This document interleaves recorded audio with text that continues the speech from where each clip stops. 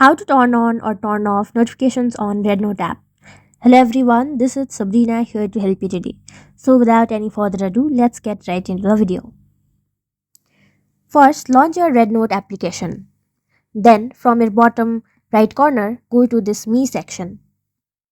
Now go to Settings. After that, go to Notification Settings. Now from here, you'll get bunch of options to change your notifications. If you want to get likes and collects notification, toggle this on. If not, toggle this off. And similarly, you can do the same for new followers, comments, mentions, chat, content notification, store notification, and if you want to turn off in-app notification like messages and live reminders, go in in-app notification and turn it off or turn it off as per your preference. So that's it.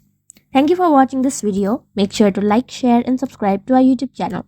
If you got any questions, comment them down and I'll catch you in the next one.